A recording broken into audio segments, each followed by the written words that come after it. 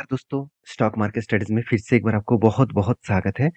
तो आज मैं डिस्कशन करूँगा 2 प्राइवेट बैंक के बारे में और दोनों ही बैंक अभी बहुत छोटा है और इंडिया के जिस तरीके से इकोनॉमिकली ग्रोथ हो रहा है, जिस तरीके से अपकमिंग कुछ अप टू 10 इयर्स में जो ग्रोथ होने वाला है, जो मैं नहीं बता रहा हूँ, बड़े-बड़े एनालिसिस्ट और बड़े-बड़े इन्वेस्टर इसी तरीके से बातचीत हमेशा कहते जा रहे हैं। तो उस बेसिस में सबसे ज़्यादा ग्रोथ होगा बैंकिंग सेक्टर का। तो बैंकिंग सेक्टर का सबसे ज़्यादा ग्रोथ होगा। तो इस बेसिस में देखा जाए तो कुछ बैंक्स में बहुत तेज़ी से ग्रोथ होने वाला है, क्योंकि वो बैंक्स अभी बहुत छोटा है और उसमें बहुत तेज़ी में ग्रोथ होने का पोटेंशियल भी है। तो इसी से जुड़े हुए 2 कंपनीज़ के बारे में मैं डिस्कशन करूँगा, क्योंकि बहुत सारे दोस्तों ने कमेंट्स भी किए थे, "सर, एक बार इस दोनों बैंक के बारे में बातचीत करिए, क्योंकि इस दोनों बैंक बहुत छोटा है और इस दोनों बैंक बड़ा होने का कितना पोटेंशियल है।" तो सब कुछ मैं डिस्कशन करूँगा, तो वीडियो को लास्ट तक देखिए और अभी तक अपने चैनल को सब्सक्राइब नहीं किया तो ज़रूर कर लीजिएगा। तो दोनों बैंक कौन-सा? तो दोनों बैंक के बारे में बात करूँ, एक है आईडीएफसी फर्स्ट बैंक और दूसरा है उज्जीवन स्मॉल फाइनेंस बैंक। तो दोनों ही एक कॉर्पोरेट बैंक है और दोनों ही देखा जाए तो एक स्मॉल बैंक मत अभी छोटे हैं साइज़ में मार्केट कैप के हिसाब से, तो दोनों कंपनी के हाईएस्ट ग्रोथ होने का चांसेस है। अगर दोनों कंपनी के सबसे पहले मैं चार्ट पैटर्न दिखा दूँ, देखिए जो रेड कलर के है, वो आईडीएफसी बैंक का, जो ब्लू कलर के है, वो उज्जीवन बैंक का। अगर ध्यान से देखेंगे दोनों एक ही रेंज में स्टार्ट हुआ और किस तरीके से धीरे-धीरे करके दोनों ही कंपनी एक ही साथ चल रहा है। कोई थोड़ा-सा आगे गया, कोई थोड़ा-सा नीचे आया, तो आगे अगर परफॉर्मेंस के हिसाब से दिखा दूँ, तो दोनों कंपनी 200 को टच अप किया है। तो इसका मतलब दोनों कंपनी एक ही रेंज में जा रहा है। अभी दोनों कंपनीज़ में फ़र्क क्या है, वो मैं आपके साथ शेयर करूँगा। सबसे पहले देखेंगे तो जो उज्जीवन स्मॉल फाइनेंस बैंक है, वो एक्चुअली काम क्या करते हैं? देखिए उसका काम भी बैंकिंग सर्विसेज़ है, लोन्स वगैरह, business, personal loans, vehicle loans, online saving accounts, deposit इस तरीके से प्रोजेक्ट के ऊपर काम करते हैं। उसी जगह पे अगर आईडीएफसी बैंक के बारे में बात करूँ, तो इसका भी बैंक का सेम टू सेम काम है। पर्सनल बैंकिंग, साथ ही साथ बैंकिंग का लोन से लेकर, सर्विसेज़ लोन से लेकर, accounts, deposit, cards loan, car loans और अदर्स प्रोजेक्ट के ऊपर भी कंपनी काम करते हैं। दोनों ही बैंकिंग सेक्टर में है और देखिए उज्जीवन स्मॉल फाइनेंस का जो मेन हेड ऑफिस है वो बेंगलुरु कर्नाटक में है और आईडीएफसी फर्स्ट बैंक का जो मेन हेड ऑफिस है वो मुंबई महाराष्ट्र में है। दोनों का एम्प्लॉय सेम टू सेम है। 10 के से 50 के आसपास टोटली एम्प्लॉय आपको देखने को मिलेगा दोनों कंपनी में और दोनों ही पब्लिक सेक्टर के बैंक्स है। और देखिए 2017 में Ujjivan small finance bank start हुआ था और 2018 में आईडीएफसी बैंक स्टार्ट हुआ। तो दोनों में फ़र्क कुछ नहीं है, दोनों में अंतर सेम टू सेम देखने को मिला है। अभी फ़र्क कहाँ पे है, वो आपको मैं यहाँ पे दिखाऊँगा। तो देखिए ध्यान से देखिएगा, दोनों का ही जो डिटेल्स है, उसके बारे में बात करूँ, तो उज्जीवन स्मॉल फाइनेंस बैंक और आईडीएफसी बैंक, तो इस दोनों बैंक में जो अंतर है, वो आपको मैं दिखा दूँ कि पी रेशियो देखिए दोनों में अंतर कितना है। आईडीएफसी बैंक का पी रेशियो बहुत शानदार देखने को मिलेगा, मगर उज्जीवन बैंक में बहुत वीकनेस पोजीशन में है। तो पीवी रेशियो जो है वो आप सेम टू सेम है, फिर भी आईडीएफसी बैंक का ज़्यादा है। ये भी ठीक-ठाक है आईडीएफसी बैंक के लिए। डिविडेंड यील्ड के बारे में बात करूँ तो उज्जीवन बैंक ने डिविडेंड दिया और आईडीएफसी बैंक ने कोई भी डिविडेंड नहीं दिया। अगर दोनों कंपनी के इनकम पर शेयर के बारे में बात करूँ तो आईडीएफसी बैंक में 27 रुपीज़ करके पर शेयर में इनकम हो रहा है और जो उज्जीवन स्मॉल फाइनेंस बैंक में 21 रुपीज़ के आसपास इनकम हो रहा है। अर्निंग पर शेयर के बारे में बात करूँ तो अर्निंग पर शेयर में आईडीएफसी बैंक उतना खास नहीं है, एकदम खराब है। मगर उज्जीवन बैंक में यहाँ पे खासियत देखने को मिला 5.6 के आसपास। कैश फ्लो के बारे में बात करूँ तो दोनों कंपनी के सेम टू सेम आसपास के ही देखने को मिला है। डिविडेंड पर शेयर के बारे में बात करूँ तो डिविडेंड भी कुछ इस तरीके से देखने को मिला। तो कंपनीज की जो बोनस है, कंपनी आज तक बोनस नहीं दिया। कंपनी का शेयर आउटस्टैंडिंग कितना है? 6,200 करोड़ के आसपास आईडीएफसी बैंक का और उज्जीवन बैंक का 1,900 करोड़ के आसपास। तो कंपनीज के जो पॉइंट्स मुझे जो बेस्ट लगा, देखिए इंटरेस्ट इनकम, दोनों कंपनी में कौन सा कंपनी सबसे ज़्यादा इंटरेस्ट से इनकम करते हैं, ये पॉइंट सबसे ज़्यादा देखना चाहिए। क्योंकि बैंकिंग सेक्टर में इनकम ही सबसे इम्पोर्टेंट है, वो है इंटरेस्ट इनकम। क्योंकि कंपनी का काम है लोन देना और लोन देने के बाद ही वहाँ से वो इंटरेस्ट कमाते हैं। तो 1,70,000 से भी ज़्यादा कंपनी इनकम किया और उज्जीवन बैंक ने कितना किया? सिर्फ 41,000 करोड़ के आसपास। तो यहाँ पे कंपनी का अंतर कितना है आप देख सकते हैं, डिफरेंस बहुत ज़्यादा है। आदर्श इनकम कंपनी का कितना हुआ? वो भी आईडीएफसी बैंक का बहुत अच्छा है। 31,000 करोड़ का, और उज्जीवन बैंक में बहुत कम है, 5,800 करोड़ के आसपास। इंटरेस्ट जो एक्सपेंस है, एक्सपेंस भी कंपनी का ज़्यादा हो रहा है आईडीएफसी बैंक का, क्योंकि इसका इनकम ज़्यादा है तो एक्सपेंस तो ज़्यादा होगा ही, और उज्जीवन बैंक का कम है।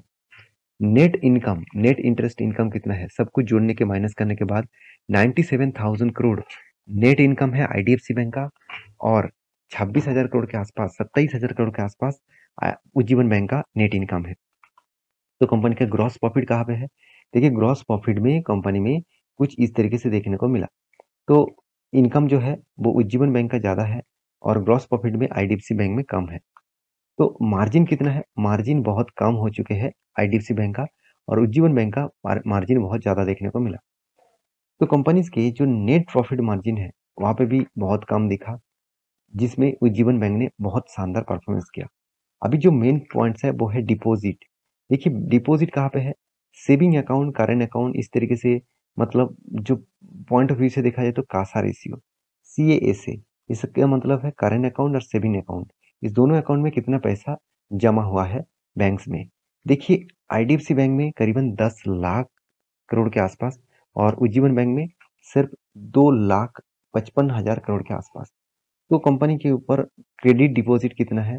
क्रेडिट डिपॉजिट ज़्यादा है आईडीएफसी बैंक का, उज्जीवन बैंक में क्रेडिट डिपॉजिट कम है। तो कंपनी का जो और एक पॉइंट्स आपको दिखा दूँ तो वो है बोरिंग्स, जो बहुत इंपॉर्टेंस है। कंपनी का बोरिंग्स कितना है? देखिए, आईडीएफसी बैंक में बहुत सारे पॉइंट्स पॉजिटिव तो देखने को मिला, मगर एक पॉइंट्स बहुत नेगेटिव है, वो है बोरिंग्स। कंपनी का कर्जा कितना है? 5,30,000 करोड़ का, और उज्जीवन बैंक का कितना? 26,000 करोड़ का। तो इस पॉइंट को प्लस में देखना चाहिए कि मतलब पॉजिटिव में, क्या नेगेटिव में, किस में देखना चाहिए? मेरे हिसाब से जिसका कर्जा ज़्यादा है उस कंपनी मुझे पॉजिटिव में देखने को मिला। आप कहेंगे सर क्यों? कर्जा ज़्यादा होता तो कंपनी तो अ, मतलब बहुत ज़्यादा प्रेशर में होगा, खराब होगा। ऐसे बिल्कुल भी नहीं। उस कंपनी कर्जा ले रहा है, इसका मतलब है वो कंपनी ज़्यादा से ज़्यादा लोन बाँट रहा है। जो कंपनी ज़्यादा बैंकिंग सेक्टर, जो कंपनी ज़्यादा लोन लेंगे, उस कंपनी ज़्यादा लोन बाँटेंगे, उस हिसाब से उसको इंटरेस्ट भी मिलेगा। आप खुद ही देख लीजिए। कंपनी का जो टोटल एसेट है, वो किस बेसिस में बढ़ा? 1 करोड़ 90 सॉरी अराउंड अराउंड आप बोल सकते 1 करोड़ 90 लाख के आसपास, सॉरी 1 करोड़ नहीं, 19 लाख के आसपास। तो यहाँ पे कितना है? सिर्फ 3 लाख के आसपास, मतलब 3 लाख के आसपास यहाँ पे देखने को मिला। डेप्थ ऑफ इक्विटी रेशियो कितना है? देखिए, यहाँ पे कर्जा ज़्यादा है, ऑब्वियसली कर्जा ज़्यादा लिया तो उसका डेप्थ ऑफ इक्विटी भी ज़्यादा दिखेगा आईडीएफसी में, उज्जीवन बैंक में कम है। रिटर्न ऑन एसेट है, तो रिटर्न ऑन एसेट के बारे में बात, तो यहाँ पे आईडीएफसी में कम दिखा, उज्जीवन में ज़्यादा दिखा। जो है एनपीए, तो यही सबसे बेस्ट पॉइंट है कि एनपीए कंपनी ने कितना कंट्रोल में रखा। देखिए, एनपीए उज्जीवन बैंक में 0 दिखा रहा है, तो फिर भी एनपीए तो है, मगर आईडीएफसी बैंक के एनपीए ज़्यादा है। तो कंपनीज के नेट कैश फ्लो के बारे में बात करूँ तो हाथ में कैश भी अच्छा खासा है, करीबन 1 लाख करोड़ के आसपास। जो देखा जाए तो उज्जीवन बैंक के कैश फ्लो भी बहुत कम है। तो कंपनीज के सब पॉइंट सब कुछ मैं आपके साथ शेयर किया। अभी इस दोनों कंपनी के फाइनेंशियल डिटेल्स के बारे में भी कुछ अंदाजा मैं आपको दे देता हूँ। उज्जीवन बैंक के फाइनेंशियल डिटेल्स के बारे में बात करूँ तो देखिए, एक पॉइंट्स मैं आपके साथ शेयर करूंगा, वो है रेशियोज।